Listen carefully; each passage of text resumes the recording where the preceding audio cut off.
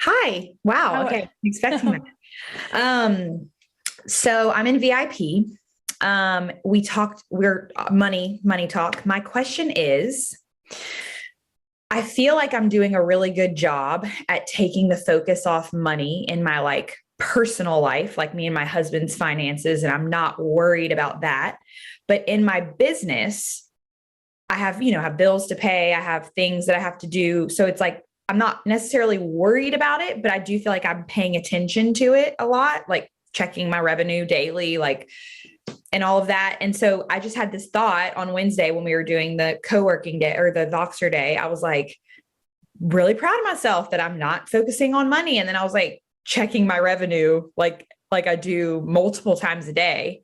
And I was like, wait, I'm focusing on the money in my business. And I was like, am I not supposed to do that? Because I mean, I have to run the business. I have to pay my bills. I kind of need to have a thumb on what's happening there. But is that wrong? okay, first of all, such a great question because I feel like everybody has this question. And I feel like people they know they have this question. They ask this question, but I don't think we can never talk about it enough because of the culture and the world that we live in. This is where people spend a lot of their time focusing, right? Is that wrong? First of all, no, it's not wrong. Does it make you feel good? Probably not. So if the question is not, is it wrong, but is that helping? No, I don't think it's helping for you to keep checking, right? So that's really what you're asking. So what is this really about, right? What it's really about is it's your ability to understand where the money actually comes from. Right? The money comes from you being in the vibration of ease, because when you're in ease, you're creative. When you're in ease, you're tapped in, you're turned on, your meeting goes better, you get an idea the next second, and you're better with your team, and your team isn't coming from resistance. Your team is allowing, you're allowing, your husband's allowing, you're in the silliness of it. This is silly, you guys. It's all silly. Life is silly. It's playing, right? Deepak Chopra said the other day to me, he said, have you ever seen your kids playing with slime or putty or kinetic sand? He goes, we are each that, right? You're God's dream. I'm God's dream. The tree's outside. He's dreaming. So he said, Deepak Chopra, he goes, what is God doing? Playing. What are we doing? We're worried. We're serious. We got bills to pay, right? Have you ever seen a serious duck? Have you ever seen a serious palm tree? No, they're not serious. But what happens? They have more than enough. Right? Yeah. We're about to celebrate, I'm Jewish, we're about to celebrate Passover in 4 weeks, right? And we talk about how they went in, and this is history, right? This is some part of it is history, right? They were in Egypt. They were slaves in Egypt, right? That's a thing. And then they followed this man, they followed Moses into the desert, and they were like, how are we going to eat? And they had more than enough. Legit, that actually happened, right? But there's a zillion examples of that. But how does that happen? How? It's because there's so much right in front of you that you just don't see because you're not seeing, because you're not focused on what you're seeing, because you're focused on the lack thereof. So every time you tell me that you're looking at your revenue, what you're really telling me is I'm out of creativity right now. I'm out of sync with what else is here. And I'm just looking at all the empty space and the gaps and all the things that are void as opposed to what's full, right? And why do we do that? Because I was talking to this guy this week, Dr. Rick Hansen, who I was talking about before, and he was talking about he said there's a Buddhist proverb about the insatiable ghosts.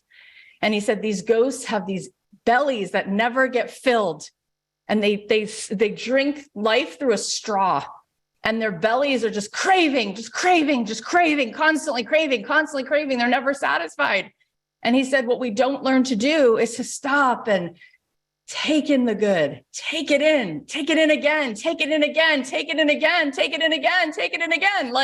all day long. Are you stopping to take in the good? Look how beautiful your whole life is. Look what you've co-created. Look what you've designed. Look at your face. Look at your well-being that's coming out of you. Look at your artwork. Look at the books. Look at the take it in, take it in, take it in. And what happens is you then get satisfied. Your belly gets full, and your parasympathetic nervous system just goes into rest. And now you can create. Boom, something else is going to happen now. You've got a new idea. You've got a new permission slip to be even more emboldened. Right? The money's on the other side always of your resonance. So it's like, I don't know enough about, and I'd like to know, I'm going to ask you a follow-up question, but whatever your business is about, right? It's how are you manifesting and leading people, right? More resonance from you. That can't come from scarcity. That's got to come from all the time that you're checking your revenue. You should be checking, where is my resonance? How much water am I boiling as I create an audience, as I create better optimizing with my customers, as I create more features, as I'm trying things, and I'm so excited and I'm silly. It's silly what's here. This is a joke. It's fun. It's play. We're playing. It's just playing. It's all a dream.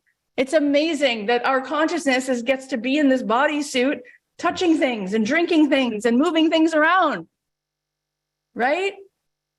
And we have more than enough. We always have more than enough because it's okay. There's really no pressure. Like for some people, if all the riches went away tomorrow and they had to downsize and move to like a little place and say, well, how can we then do that best? You know where we're going to live? If we're going to live in a 1-bedroom, we're going to move to Hawaii and live on the beach. They might be like, I surf every day. I've got no stuff. I got no, you know what I mean? Like, I don't know why we're so worried about the stuff. You know what I'm trying to say? Like during COVID, I feel like people were like, oh my God, I just want to be with a backpack and move around the world. I don't even want stuff. You know, I just want to travel. I just want to see human beings. I just want to hug somebody. Our brain just like takes us, like it just hijacks us. So tell me for a second, a little bit more about what it is that you do specifically. Yeah. I'm a nutrition coach. So I teach people macronutrients, strength training, all that paired together to get healthy. But I have a membership. So I take people through a 6-week group, and then I have a membership. So that's the end goal, obviously, community membership. And my business is very healthy and thriving. I'm just the one who wants to take it to the next level. You know, I want to take it from the 6-figure to the 7-figure. So yeah, and I have a team. Let me ask you about that. Yeah. What do you think is in the next level? What's the next level that they need from you? What's the next level? What's going to make that quantum leap? What's going to shift that? I mean, selling them on their belief, their belief in themselves, that they're worth it, that they're worthy to invest the time, invest the money it takes to get healthy. Because what they really want is, you know, to feel as sexy as their husband thinks they are. What they really want is confidence to get in a picture with their kids on the beach in the summer. That's what they really want. They don't really care about the weight loss. So what's bringing you to tears right now? I'm just so passionate. I want to impact so many people because there's just so many people who don't feel that way. Every day I talk to women every day in my DMs, so many conversations with people who have no confidence and they're hiding in their house. They won't even go out to dinner with girlfriends because they're not confident. And I want to show people how to do that and how they can live their lives. They can actually create the life they want. And a huge part of that is through health, good health. It's so beautiful how much you care, right? And that's so much of why you're so successful, because that is so hard to find in this world, like genuine passion, right? Yeah. And at the same time, what do you think ultimately makes a person healthy? Let's talk about that a little bit. What makes a person healthy? I mean, energy is a huge thing. Having energy to live your day, to take care of your children, to, want to go on vacations, to feel confident when you walk out of your house. to, I mean, I'm into the science stuff. So I like balancing blood sugar and whole foods and, anything that comes from the ground or has a mother, working out for nervous system regulation, but also because you need lean muscle mass as you age. Like, I go into all that, but I'm really selling them to believe on them themselves, because that's what it all comes down to. They don't believe that they can do it. And so they don't have the thoughts and feelings around believing it. So then they don't take the action. Right. And so often the reason people have a bad habit of the way they're eating is maybe it's a coping mechanism. It's a way to cheer 100% themselves up. Right. Yeah. And so if we were more connected to the truth of our identity and not these like tapes, right? So the more you're giving them access to real nourishment, because you're feeling freedom, because you're feeling ease. Yeah. We can't expect them to go where we haven't gone. Mm-hmm. Right. And so the part of you that has to keep checking is scarcity. It's like the part of them that keeps checking the scale. If they keep checking the scale, they probably won't lose the weight, because what they're really doing is they're attaching their well-being and saying, until I get this pounds down, I won't be happy. Right. 100%. And then they sabotage themselves again and again and again. Right. And I've been both places. I've been more weight. I've been less weight. The happiness doesn't come from when you lose weight. It doesn't. Just like it doesn't come from having more money. Because I've also made $5,000 a month, and I've also made $30,000 a month, and the happiness doesn't come when you make more money. Right. So here's what I want everybody to hear over and over and over again. And we need to hear it, because the biggest illusion the world ever told us is that everything's separate. I mean, it's the biggest illusion. Like, we're all connected. We feel it the second we see each other or hear something. We're all affected by each other constantly, right? And that's the butterfly effect. We're constantly connected. It's all connected. You just don't see it with eyes, but you can see it with microscopes, right? So we think in the world of separation. So we think the way that we will grow our revenue or grow anything or manifest anything has to do with this field of separate blocks of things. So moving through space, because things feel like they're not local, right? It's from here all the way over to there. So we have to move ourselves through time and space, right? But in the world of consciousness, there is no time. It's beyond time. And there is no space, because when we all closed our eyes before, we felt connected to really the truth of the truth. We felt connected to each other. There's no bodies there. It's just consciousness, just awareness, like pure potential, right? Doesn't matter what anybody looks like. It doesn't matter, right? So how we move into new manifestations is by actually moving our consciousness, changing your vibration, tweaking your frequency, right? At a certain place, you have a vibrational signature that only allows you to have so much money because you need it too much. You're too dependent on it, right? And so there's a limit. There's a little bit of scarcity in there. The more you move out of that, right? The more you move out of scarcity and the more you start to feel free right now. You start to take in the good and you're like, if it comes, it comes. If it doesn't, it doesn't, because all I really wanted it for was I was hoping it would give me more security, which the security would give me more happiness and well-being. But I actually feel that when I meditate. And what I want is a spiritual richness, and I have it right now. You start to change who Emily is. Emily becomes somebody who's more abundant. She's a match for that. She is that. And then it doesn't matter. It legit doesn't matter. It's totally irrelevant. Like, more stuff will come to you and you actually might not want it, right? I was talking to Seth Godin 2 years ago, and I said to him, oh, what's new with you? And he's like, oh, I was just offered a TV show. And I was like, oh my God, that's so cool. And he's like, I don't want that. Why would I want to be on TV, Kath? And I was like, you're right. That's embarrassing that I even said that now out loud. No, seriously. He's like, remember me, like the thoughtful, creative, pure person? I don't want that. That doesn't seem like there's anything there that I want. I'm like, you're right. You know, I'm not going to name names, but I have a few friends, not the Pentatonics, another couple friends who are famous musicians, and they hate their life. They go on tour all the time. Their life is a life they can't believe they co-created, but they thought it's what they wanted and they don't want it. And now they don't actually know how to get out of it in this moment because they're contracted. They owe a record label all this money. And they're like, you should know what my actual life is. It's a lonely life. I go from hotel to hotel to hotel, right? I basically work to pay back a record deal. And everyone screams out my name, which is an ego they're projecting onto me. Now I don't feel safe with anyone, I feel very lonely wherever I go.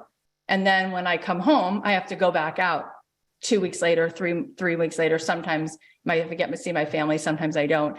It's bizarre how we think we need certain things to be happy, and all we really need is a better thought. And that's what the girl you're coaching needs. Yeah. So what winds up happening, though, is that the more you are this person who's unattached, it's like checkmate. It's like match point. You become this person who just hangs out in a different altitude. And the next thing you know, the cooler people, the wealthier things, the richer things, the more abundant things just come toward you. And that becomes the opportunities of your life, and that becomes the circles in your life. And you know, when I was first starting out in my podcast, I was hanging out with one crew of people, and I won't mention names, but people who are sort of in the podcasting world and in the online world. And I was thinking that like I was at the cool table in the lunchroom, and then I swapped that table of friends for Deepak Chopra and spiritual friends. And I cannot believe, if you ask me who I was 6 years ago, standing where I'm standing now, it's a totally different consciousness that I can't believe that she was like, yeah, order up. That's what I want. Give me that. That's going to be good. That's it. I got that. Let me get that. Put that in my stocking. I don't want that. I was just asked to go with this one group of people away, and they thought they were doing me like an honor to like include me. And I was like, I don't want to be there, but I like, I have nothing to say to them.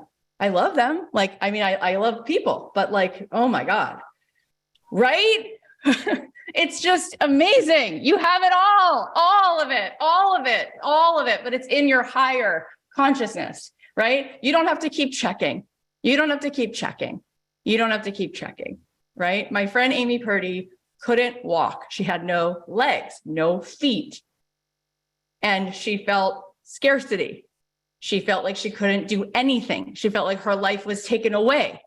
And then she had a meditation, and in the meditation was a thought, what if I could get up on a snowboard? How free would I feel? And she did. And then it led her to, you know, millions of dollars and tons of ways but she has tons of her own stuff. She's still a person with so much of her own stuff. But what I'm trying to say is, on the other side of not checking and panicking and worrying, which is really just a way of saying you're not awake, you're just in resistance. There's just so much there. And the woman who you are coaching needs you to move in to a higher vibration. And when you move into this place, you're going to start to have different content. There's a million health coaches who can teach you about, you know, calories and blood sugar, but how many of them can teach you that and also bring you life in your heart? Help you open your heart. For God's sakes, how many people can do that? You can do that. You wouldn't be sitting here in this program having conversations with me if you didn't have a part of you that knows you came to do that. And that's what you want for them. And it's on the other side of them punishing themselves all the time and being so bought into some tiny little figure of who they are that distorts their sense of self. So now it's all about their body. Their body's not even that impressive. It's what's inside their body. They're so focused on their body. They got to be nobody. Nobody. It's not interesting. So you can do both, right? You can help them with what they think they want, and you can give them what they really need. I would love to see you just give yourself permission to just like, boom, like show up with like whatever really is moving you. Any of the gems that you feel like you're getting from your own meditations, your own ahas is like, whoa, that would be a different, they go, what's that? Why is she doing that? That's different, right? Maybe she's going to teach me what love is, and it's not earnable. It's grace. You don't have to earn it, right? So all of that will bring you more abundance. And the funny part about it is when you're focused there and you're thinking there and you're trending there, you won't need it anyway. That's what I'm saying. This woman came over to my house this week. I had a couple friends come over, and one of them, she lives in a $35 million house in Beverly Hills, and it's so beautiful. It's not just a big piece of square footage. It's like so beautiful. Every room, I'm just like, the paintings, the ceiling work, the detail, it's like gorgeous. And she came to my house because our kids are in the same class. And she's like, I live on a canyon road. And she goes, I came into your house, and she goes, I don't know. I just feel like tearing up. I feel so much peace here. And all we want is energy. We just don't want stuff. We just want to feel better. You don't have to keep checking because your abundance is in here. It really actually is. She came in and she was telling me about something like that was on her face. And I was like, there's nothing on your face. And she was like, don't look, I have to get it. I now see what, and I was like,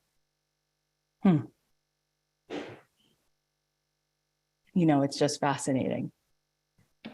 Do you get what I'm saying? Yeah.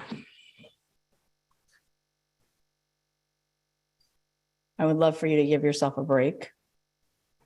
And what I want to say to all of you, and this is really a helpful example. This is an Esther Hicks example, but she says it's like if you put water on the stove, it's just physics. It'll just boil. But if you keep turning the stove off, it won't boil. So what we do is we don't believe that energy actually moves the world. So every once in a while, we just go, wait, but where is it? And that's you turning off the water. It's in here feeling stronger, more present, more playful, more dynamic, that you become a force. Everything wants to be around you. All the things start to grow, right? And if you just keep trusting that that's what the world is made of, it's made of energy, that's the mic drop, right? And every time that you catch yourself doing that, you just gently tell your brain, you don't have to check that anymore. It's just an old pattern. You probably used to check your weight, and now you don't check your weight. So you check the money, but you're doing great. In fact, every time you check, it's only shown you things work for you. When you actually are not in that place, you got healthier. When you're not in that place, you're doing better. You have to just trust yourself and turn the volume up on it, is what I would say. Does that help? Yeah, so much. Good. Awesome question. Karaleigh, tell us about Thank you. you. I love you, Karaleigh. Your beautiful music thank you notes. so much. Okay, so my question in the super quick is, how do you know when to pivot or to persevere with your business? Well, there's a couple things. Number one, what the hell is feeling good to you, right?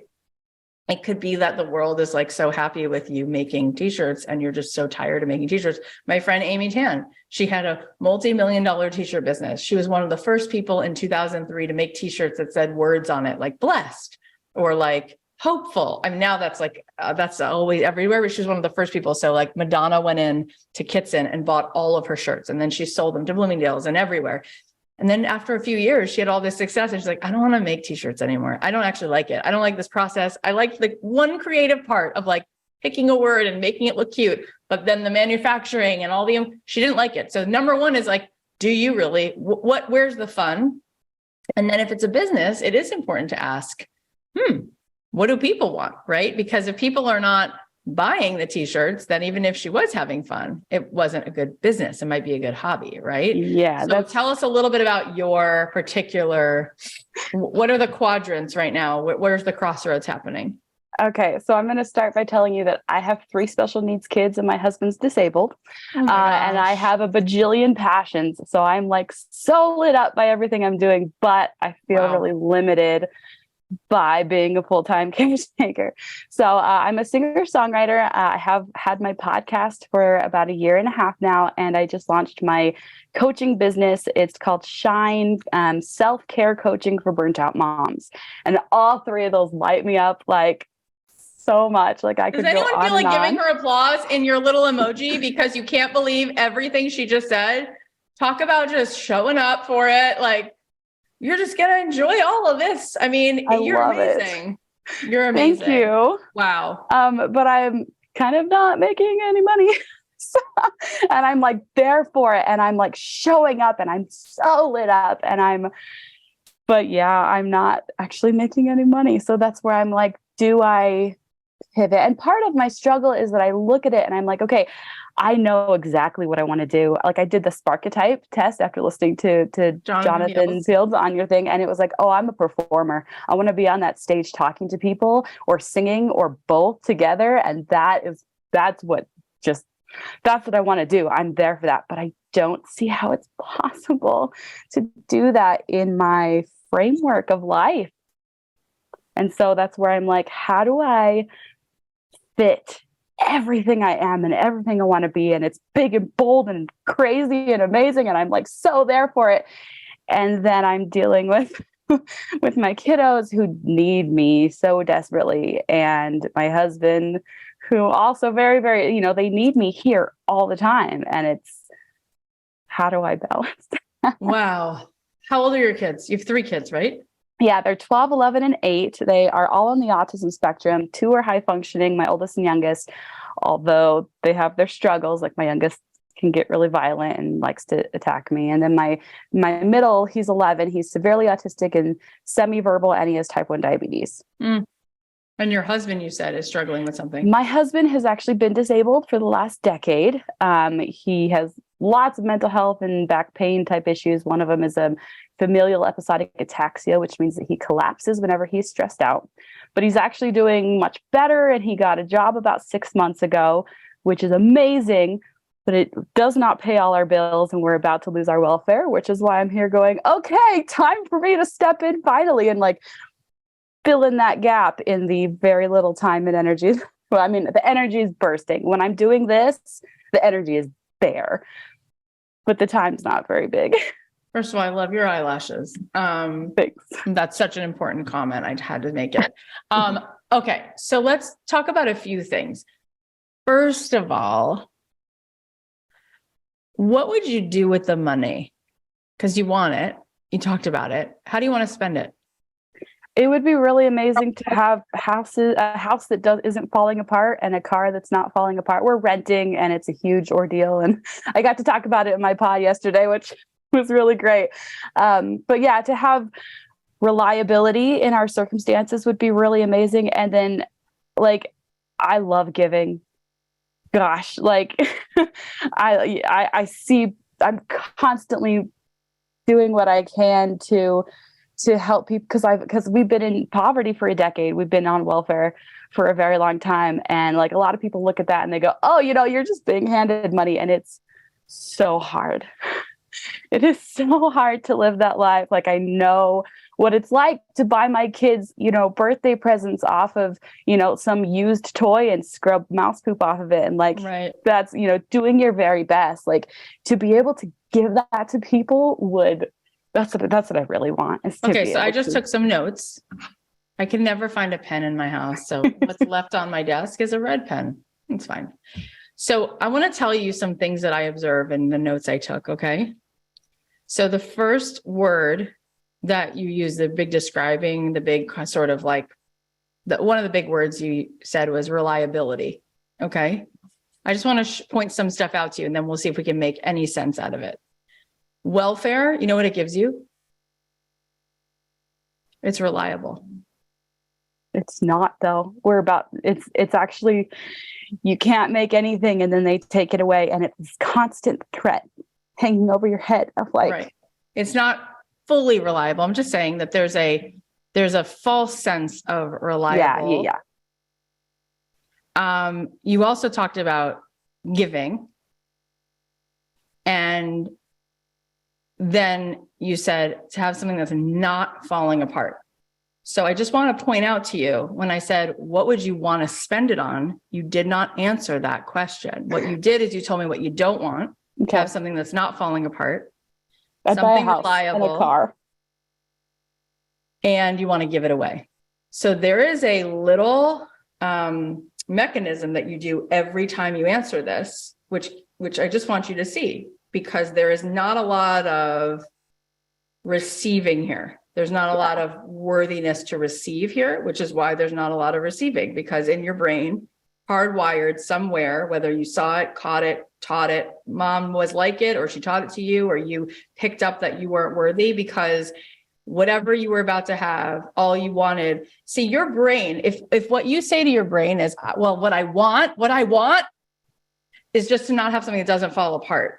It's like, that's not going to be, when I say, what do you want? And you said, when I'm in this class, I just feel all the electricity, right? Because when you're in that place, when we meditate, right, you actually move out of this program, this artificial intelligence program. And you're like, boom, here's what feels good. I'm going to allow myself to feel really myself, right? I'm not defined by any of these things, right? My kids aren't defined by any of these things, as we know that they're not. You know that they're not. You're perceiving that all the time. You're pretty good at perceiving that, right? They say that Albert Einstein would have been on the spectrum, like they say that they're medicating people all the time who probably in the past would have just been like geniuses, right? So who's to say? We also don't know what the contract is that souls have for this lifetime, and how they decided that they're going to actually check out of the 3D, because people who are on the spectrum are not believing as much in the system that we're believing in, which actually might be a leg up for their experience, right? They might not need to do shrooms because they're seeing with a more open focus. Yes, my son would very much like a 2029 Toyota today. Okay. Great. Right. So there you go. So I don't know if we know what's what and what isn't, right? Like my friend Amy, who I was talking about before, who's a snowboarder on two prosthetic legs, she literally seems like a superhero to me. Like I feel like she just needs a cape. She doesn't always see it that way, but it's amazing how sometimes people feel sorry for her, and that she does not feel. So she'll be like, I feel more sorry for you. Like, I know how it feels for me to live my life. And I don't know what you're feeling over there, but it's interesting that you just made that decision about my life. She's like, I really live the most amazing life. Like, no effing joke. Okay. Olympic medal. She was on Dancing with the Stars. She makes millions of dollars. She works with Toyota. She's like their spokesperson. Like, her life is amazing. And it's hard, but everybody has their own spiritual contract of what's hard and what's not, and who's to say. So that's that. Okay. So let's do it again. You ready to do it again? I'm going to ask you again. Okay. What do you want to spend that money on, Karaleigh? I want to take my kids to Disneyland. I want to buy a house on the beach. I did the vision board, so I do have a prepared idea. Okay, Disneyland and house on the beach. Keep going. What would it feel like to have lots of money? Freedom. For sure. Okay. That's the one that comes up over and over again. How else Get off there. Oh, no. Sometimes people get unzoomed, muted. What else would it feel like? Freedom. What else? Peace, power. Definitely. I've definitely felt a lack of power and control in my life. Okay. So far, we've got a trip to Disneyland in your future and a house on the beach is in your future. So here's what I want you to understand. There is so much now, you guys. I'm going to literally blow your mind. So take what you want and leave the rest. Okay. I invite you. Take what you want and leave the rest. But lately, everyone's been talking about this idea of a multiverse, right? We hear about it, but that's actually a thing, right? When we say the universe is infinite, right? It literally is infinite. Okay. And so what quantum physics suggests is that there's already a version of you right now already having that experience. And your consciousness is the key to meet up with that version of you or go a different way. It's hard for us to understand that, but let's say we don't believe it. Let's say we're just like, I don't know, I'm not a quantum physicist. I can't see how all potentials can possibly exist simultaneously. That's fine. But what if we just like the concept of that? And what if we do start to believe and feel that there's something true about what all of these people are saying, right? They're all kind of saying the same thing. Well, then what I would tell you is the doorway to that life is through feeling freedom, peace, and power. Because that's the conscious key. The consciousness, what's made up for her, the part of you that's already living in that now. Because there's only now. This is what's such a trip, right? What did Einstein teach us is there's actually only something called now. Your clock should just say, what time is it now? Because time is made up. Time, well, first of all, my time in California is different than Colleen's time in Florida. But there's this thing called the universe, which is very much real. It takes up a lot of space, right? And if you move through the universe, time evaporates completely. You understand that? So if I leave the solar system, do you guys know how long it takes for an hour to pass outside of our solar system? How long is an hour in space? Does anyone know? Does anyone know the answer? It's 26 seconds is an hour. Wow. Because an hour, the way we experience it, is the relationship between how much proximity the Earth has to the sun. And then a day is the rotation of those two things, 24 hours. A day on Jupiter is 9 hours and 54 minutes. If you go outside the solar system, an hour is 26 seconds. And if you go outside of that, time evaporates completely. There's no time. It's just called now. So when we close our eyes and we meditate, we go to a place where there's no time. So things don't have to take time. They take consciousness. And it's hard for us to wrap our brain around the infinite, around the universe. But that's why it's fun to hang out with scientists, because they get it. Type a 1 in the chat if you're kind of getting what I'm saying. So that's why the laws of this world, the way most people speak, they don't really help. Because how we move to greater and different creations is through consciousness, it's through energy, it's through your vibration. It's not actually through tangible things. Tangible things, that's not it. It's you, it's a force, right? So you told me that how you feel in that place is powerful. And you said you felt a lack of power in your life. So what you've been doing is giving your power away. Your orientation is, and you said it before and you got a little teary, is the welfare going to come or not? Because my abundance comes through that. No, it doesn't. Nope. Nope. No. No. Abundance is, period. It's all around you, right? Wi-Fi is in my house. If you walk in and you connect to the Wi-Fi, you'll have as much as I do. It's around. The abundance is all around, right? How much of it are you a conduit for? How much of it do you feel? How much power do you feel in your life? How much agency do you feel in your life? When that starts to turn on, you start to get really creative. And then you start to have these thoughts about performing. What I really want to do is perform. But then you know what you did? You took your power away. You said, well, they need me. How can I do that? Right? And as hard as that seems to find an answer to, if I told you to go look for the evidence of women who had a lot on their plate, who were able to still do X, Y, and Z, or find their way to abundance, it's amazing what shows up to solve those problems. That's why you're so inspiring. It's because I look at you and you do the speaking and you do the singing and you have the kids and you're like, no, I'm there for my kids to pick them up every day. And I'm like, okay, that's. Yeah, because you get to create everything with the way you thought, you think. Thoughts turn to things. You can design it how you want, right? You can design it how you want. And I learned that from having a grandmother who was living in poverty and turned her whole life around because she taught herself how to read at the library because it was free, and then started going to dance clubs and met my grandfather, and they became professional dancers, and her whole life changed. I've heard that. It's an amazing story. And it's like, that's kind of, I was always told, like, your circumstances are just the beginning of the story. What you do with it is everything. It's how you respond. You've got everything. It's in your energy. And nobody could touch her when she started to dance because she was just a force. Right. So I don't know exactly what you're going to create, but I can tell you it's something really big and exciting. And you have a tremendous amount of courage, and you're here. Look at you. You're here right now on this call. So if you were going to follow the breadcrumb, tell me more about what you would just be love to be doing with your time. I mean, you have music notes all around you. So tell us a little bit more about that vision.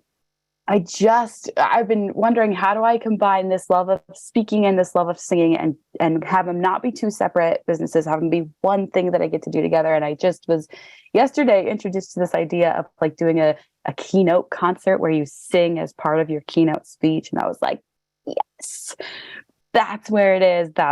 And like writing custom songs as part of that and like getting to do that. So that's where, as of yesterday, I was like, that's how to combine those. Yeah. And, they say like the people who are usually the people who are in our audience who we're meant to serve, we are a lot like them.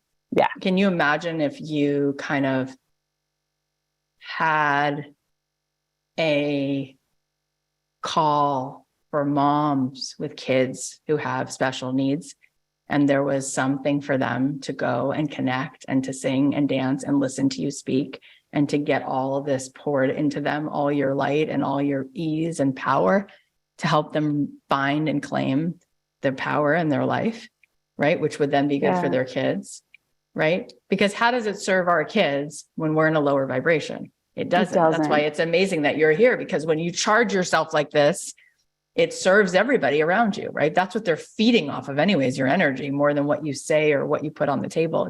It's what kind of life you're giving them, right? So it would be really fun to just watch you start to create. And oh my God, look out. The people who might say, I want to get behind that. I want to be a part of that. I want to give you a grant to do that. Or I want to host the concert here. Or I know who you could partner with. Or I have a great sponsor for you. Yeah. So what I'm struggling with is that I've been creating. I've been doing, which that's one of my things, is that I need to calm down and like let it be. But I'm struggling to, like, I'm super passionate about all the things I'm doing. Like, I have my podcast and it's amazing. It's called Seeking Sunshine, because people were asking in the chat. It's a great name. And I love it. I get to interview people who've been through hard things like me, and we look for the sunshine. And I've got like 5 singles out, and I'm working on my album, and I just launched my self-care coaching business, and they're all amazing, but I'm missing the like actual people on the other end, like getting as lit up about it as I am. So before I tell you what I think, based on the conversation we've had so far, and I know sometimes it's hard because when you're actually in the hot seat, you're like so present. You're like, I don't even remember what she said. But you might. What do you think would I say? What do you think you would guess I would tell you is the reason why the money's not coming in based on the conversation we've had? I definitely have like limiting beliefs and blocks that I've got to work through. What do you think one of the central ones is? That I'm feeling powerless in my life, and I have to take that power back. Feeling like it's impossible. Right. Remember you said how much you love to give? So when you just did that thing, you're like, I'm doing and I'm doing and I'm doing. I'm not receiving. There's a wire of a thought in your head that somewhere along the way, whether you were 6 or 4 or 14 or 24, there was a agreement you made that you would be safe if you gave everything you had away. And I was taught that with my parents. Like, that was my whole childhood. It was like, we are the hosts and we give all the time. So right. Yeah, I totally see that. And the people, and think about it, right? Yesterday I had a full one of these. And so I poured 3 cups and I shared it with my friends because I had a full thing. Right now I could give you less, right? You needing or wanting some stability with welfare, right? You have less to give because you don't have. Right? But if you have more, you have more to give. Yeah. And that's really cool. In fact, we have a system where you get a break for giving. So most people at a certain point, you kind of have to, like I have a business partner. It's called the government. They take 50% of what I make, almost 50% of what I make, right? So then they give me like a box where they're like, would you like to give part of this to so-and-so and so-and-so? I'm like, yeah, rather than just to DC, right? Yeah. And so that's a really cool part of our system. It's part of my life. It's just part of my life. It happens every year. You wouldn't believe how much money goes out the door. And it's kind of cool that it's baked in. Plus, I like to also give to lots of other things, right? Because it's exciting. It's fun to be able to do this. Like this guy, Dr. Rick Hansen, I got off the call and he's like, hey, do you want to invest in the Coalition for Compassion? He's like, if you give us this amount of money, you'll be part of our, it's a donation. And then you can hang out with so-and-so and so-and-so. And we come to our events. I was like, done, I want to be in those rooms. It's so easy to say, yes, yes, yes, yes. Yes, I want to do that. Right. So, there's something really scary that feels unsafe and it feels unworthy, right? If you have power, all of a sudden you're doing something wrong, right? Because otherwise you would allow yourself to have it. But again, this identity is the problem, because the more you move into nobody, this is just a name. It's just words. Cathy Heller are just two words put together. That's not me. It's just two words. That's all it is. It's two words that make sounds. Right. So what my parents did or do or aren't or will or what, it's like irrelevant. It's irrelevant. Right. And whether I have red hair or freckles or no freckles or whatever I have, it's like there's something so much bigger going on than all of that. And so we want to wire you into the truth of who you are, which is expansive and powerful and giving. Right. When we all close our eyes and we meditate, we just give, and we receive fully. Right. There's such an ease and a gentleness in receiving. And so the more you work that, the more you're going to see that there's a zillion ways you can allow this in your life. But right now, without knowing it, you're actually unconsciously stopping it in every way, because there's some equilibrium you feel you have that keeps you safe when you have just enough. And we have to start teaching your body and say, listen, body, nervous system, you're safe in having more.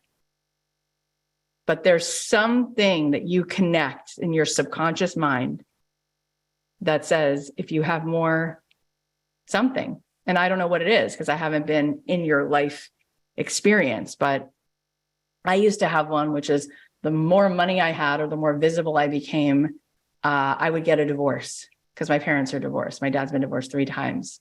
So every time I had like a new sort of opportunity, I would spend like a couple years, like kind of like going forward and going back, going forward and going back. And then I would like finally allow it in because I would go, oh, that's that thing again.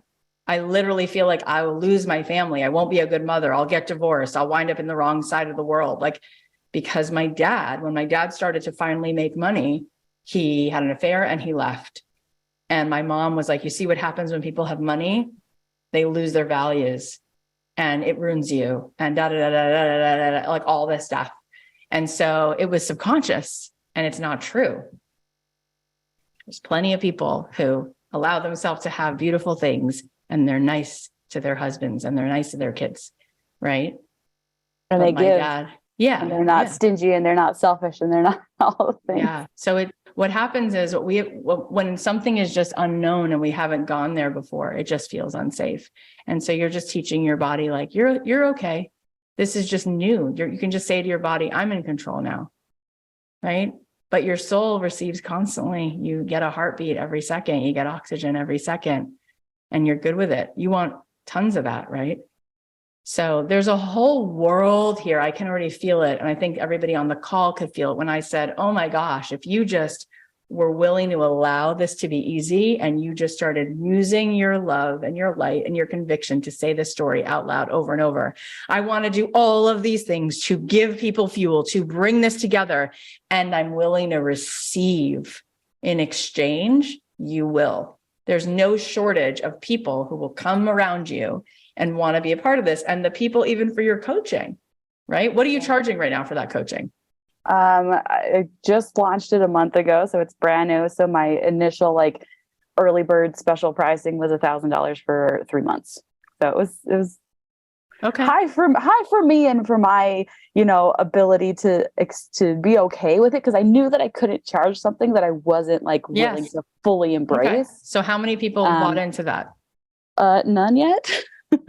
It's I knew, so I launched my coaching business with a 5-day workshop, which I loved, and I was so all into it. And I did it because I knew that I needed to have that deadline to get my program together and to fully like flush out what I was going to be teaching. And I have loved having Which is such that. a great way to look at it. But my Yeah. spidey sense tells me that what you probably did is you loved people so much. And whoever showed up, whether it was 4 people or 12 people or 29 people, you just gave to them and gave and gave, and then didn't necessarily feel powerful and worthy to allow them to make a choice for themselves. Yeah. Right. In order for us to be the woman who helps this other woman rise, it's like in Aladdin, he's like, do you trust me? And he like takes her hand. Yeah. You got to be right here. So she can utilize the leverage of your strength where you have risen. She pulls herself up from. It's that powerfulness that she then says, I want that inside myself. So why do I want to be coached by you? Because I want to meet that level of consciousness inside myself. But if you're giving and you're sweet and you're giving and you're like, I'm so sweet, I'm not powerful at all, but I'm so, so sweet, and I'm not worthy of receiving it all, but I'm so, so sweet, and I'm actually amazing, and I'm an incredible mom, and I'm an incredible wife, but I'm really, really sweet and not worthy and not powerful, then you're communicating to her all of those things. Yeah. And there's this huge story in my head of like, okay, well, I chose clientele who's feeling overwhelmed, who's feeling completely burnt out, which means that they don't feel like they have time. They don't feel like they have money for themselves. They're not willing to invest in themselves. Like, that's the clientele I chose, that's why I'm trying to not tell myself that I chose people who can't afford it, trying to not tell myself that I chose people who don't have time for it. Right. Think about this, Karaleigh. Think about this, right? Esther Hicks is always saying, like, find a better feeling thought, find a better feeling thought, find a better feeling thought, right? You are a queen at that. You have so much around you that gives you evidence to like bring you down. And you're like, look how I did my eyes today. Ding, right? Like Tinkerbell. So if you could just zero in on understanding the power in that, right? And then you're saying to somebody else, whatever you're constantly going back to in your resistance, I'm going to be your trainer to train your focus to find a better feeling thought, right? And if that really is ultimately the secret to the universe, then who better than you to do that? But you got to know the stakes. Yeah. And every time, and this is where it gets hard for you because there's so much in this, but every time you smile or you reach for that sunshine, there's a part of you that's hiding your power because you like to be in this place where you feel responsible to not make anybody feel uncomfortable. But in order for people, right? If you actually go to an Esther Hicks event, she just yells at people the whole time. She just cuts people off. She goes, no, so sorry. Oh my God. Oh my God. She says to the audience, oh my God, here he goes again. Can you stop? Can you stop? Because we want to be talked out of our stuff, right?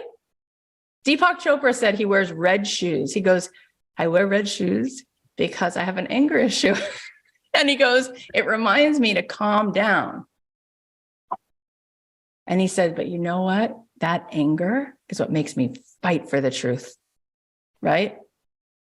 We want to be around powerful people, and you are powerful. And you only use that word because you actually know how powerful you are. And you know you've been putting a lid on it and it doesn't feel good. You're kind of grossed out by it now because you're likable and you're sweet and you will always be that. That's your nature. That's how you are. But we got to bring in the power. Clear a path. She's coming through. It's time to allow people not to like you. It's time to allow them to be uncomfortable. Or they'll just go back and sit in their stuff and sit in that place. I know you can do this because Jen Sincero was living in a garage eating cans of tuna fish and made a 7-figure leap in her life. Yeah. But she got a little bit sassy. She became a badass. Yeah, I definitely feel the having grown up of that, like sassy is bad. Sassy is no, you need to be sweet and calm and peaceful and just be a peacemaker to everyone. Yeah. And it's like, actually. Yeah, when you really think of Mother Nature, she's a badass. There's a tornado, look out. And then that ocean, boy, is that beautiful, but it'll swallow you whole. It'll eat you. She's It can be powerful. scary. Yeah, powerful. Beauty, real beauty is being connected to your power. You don't give it away. You don't give away your personal power. You don't give away your agency. And that was what this whole conversation was really about. Do you feel that shift? I was gonna say, I knew that like you could figure that out. Yeah. Whereas I'm like, I know I have, I know. some simple question and it's so much bigger. And like you have that magic touch of just like, this is it. Yeah, because I trust that what I feel, right? Well, after you do this a lot of times, you go, that's it. That's what that is. That's what that is. And then you would tell me. I can tell from reading your face if we're going in the right direction, the wrong direction. But this is so good. You gave everyone, type a 1 in the chat. I feel like that just gave you a major gift in your day. Thank you, Karen. You are such a force. Well, thank you. And thank you, Emily, so much. Karaleigh, thank you for that. That was great.